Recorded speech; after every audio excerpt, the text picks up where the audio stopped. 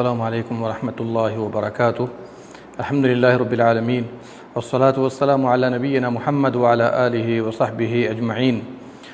یقول اللہ سبحانہ وتعالی فی کلامہ المجید اعوذ باللہ السمیع العلیم من الشیطان الرجیم بسم اللہ الرحمن الرحیم ام لهم شرکاء شرعوا لهم من الدین ما لم یأذن به اللہ۔ میرے بھائیو دوستو، دین اسلام ہر ناحیے سے مکمل ہے، اس میں کمی، زیادتی یا تبدیلی کرنے کی قطعاً ضرورت نہیں۔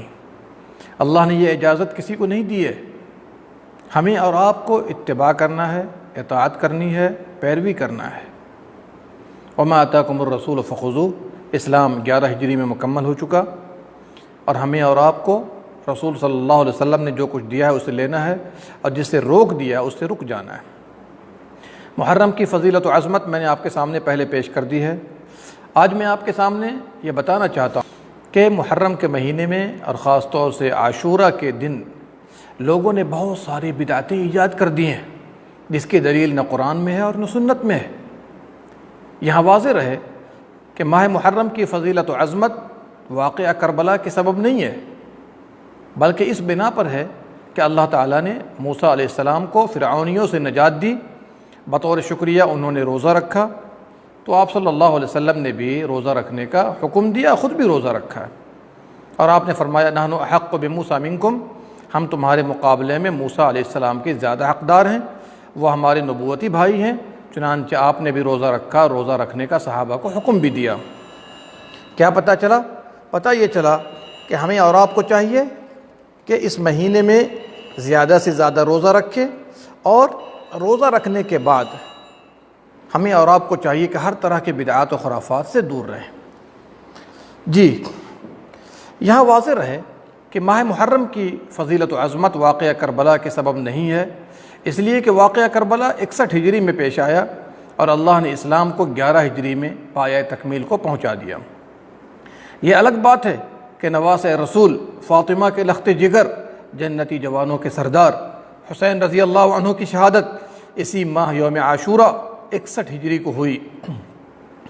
اللہ نے شہادت کے ذریعے انہیں بلند مقام پر فائز کیا، اور یہ ہم مسلمانوں کے لیے افسوس کی بات ہے، لیکن اس کا یہ مطلب ہرگز نہیں کہ ہر سال اسی ماہ میں یوم عاشورہ کو دشمنان اسلام شیعوں کی اقتداء میں وہ کام کیے جائیں جو شریعت مصطفیٰ صلی اللہ علیہ وسلم کے خلاف اور بدعات و خرافات اور بسا اوقات شرک کے زمرے میں آتے ہیں۔ یہ نام نہاد شیعہ جو آل بیت، نام نہاد مسلمان شیعہ جو آل بیت اور حسین رضی اللہ عنہ کی جھوٹی محبت کا دم بھرتے ہیں، 10ویں محرم کو ماتم، غم، نوحہ خوانی کا دن مناتے ہیں، غم شہادت میں اپنے گریبان چاک کرتے ہیں، مگرمچھ کے آنسو بہاتے ہیں، سینے پیٹتے ہیں، اپنے کپڑے پھاڑتے اور سیاہ کپڑے پہن کر حزن و ملال کا ثبوت پیش کرتے ہیں، مرثیہ خوانی کرتے ہیں، شہادت حسین کا واقعہ پیش کر کے لوگوں کو روتے اور رلاتے ہیں، عام صحابہ کرام کو طعن و تشنیع کا نشانہ بناتے ہیں۔ یہ اللہ کے دین کی سراسر مخالفت ہے۔ اسلام نے مصیبت میں صبر کرنے کا حکم دیا ہے، اور کسی کی وفات ہو جائے تو مردوں کے لیے سوگ منانے کی اجازت ہی نہیں، ہاں خواتین اپنے شوہر پر 4 ماہ 10 دن اور عام رشتہ داروں پر 3 دن خاموش سوگ منائیں گی۔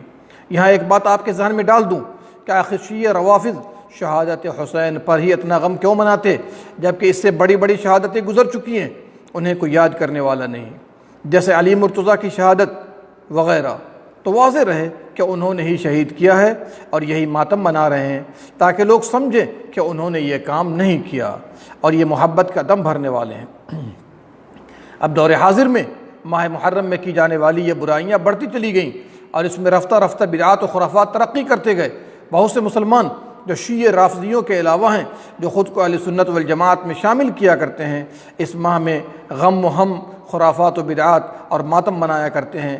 ایسے لوگ 10ویں محرم کو ننگے پاؤں اور ننگے سر ٹہلا کرتے ہیں۔ جا بجا محفلوں کا انعقاد ہوتا ہے، شہادت حسین پر رویا دھویا جاتا ہے، مگر مچ کے آنسو بہائے جاتے ہیں، اس میں مرثیہ خوانی اور ان کی شہادت کے متعلق اشعار پڑھے جاتے ہیں، گھڑ گھڑ کر قصے سنائے جاتے ہیں، کہانی سنائے جاتے ہیں۔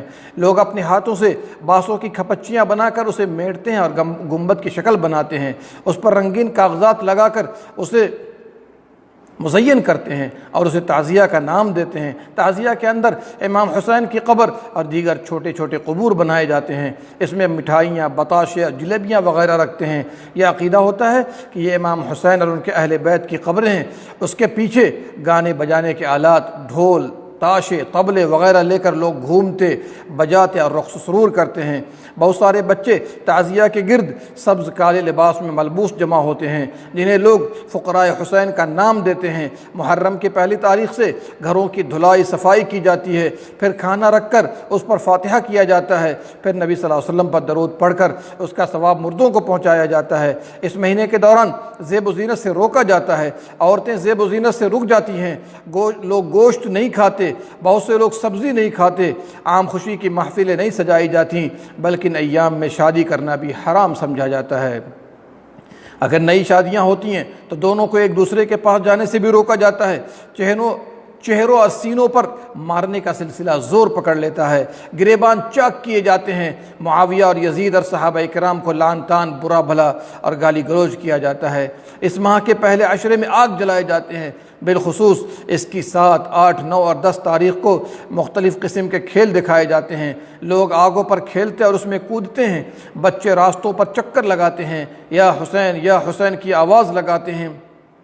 اس ماہ میں جو بچے پیدا ہوں گے اور منحوس شمار کیے جاتے ہیں، یہ سارے کام ظالم شیعوں کے گھر سے نکلے، جن کا عزم اسلام کو منہدم کرنا ہے، اور بعض اہل سنت اس کی پشت پناہی کیا کرتے ہیں۔ ایسے لوگوں کی اس گھناؤنے عمل اور شرک و بدعت کے متعلق اللہ نے فرمایا، اتعبدون ما تنحتون واللہ خلقکم وما تعملون، تم لوگ اس کی عبادت کرتے ہو، تم لوگ اس کی عبادت کرتے ہو جسے تم خود تراشتے ہو، اور اللہ نے تم سب کو اور تمہارے اعمال کو پیدا کیا۔ سورہ صافات آیت نمبر 95 سے 96۔ تعزیہ کی بری رسم بغداد سے 352 ہجری میں چلی، جسے معز الدولہ شیعی بادشاہ نے رائج کیا۔ دیکھیے تاریخ الخلفاء امام سیوطی کی، اہل سنت کے افراد اس شیعی ظالمانہ رسم کو پھیلانے میں مسلمانوں کے اندر ناروا سعی کر رہے ہیں، اللہ ہدایت سے نوازے۔ دوسری طرف ایسی بھی نام نہاد مسلمان ہیں جنہیں ناصبی کہا جاتا ہے، وہ شہادت حسین پر خوشی مناتے ہیں اور کہتے ہیں جو ہوا بہت اچھا ہوا۔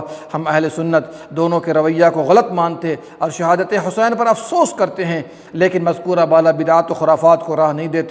اس روز حسین رضی اللہ عنہ کے نانا محمد صلی اللہ علیہ وسلم کی اتباع میں روزہ رکھتے ہیں، نہ کہ شربتیں تقسیم کرتے اور سبیلے لگاتے ہیں۔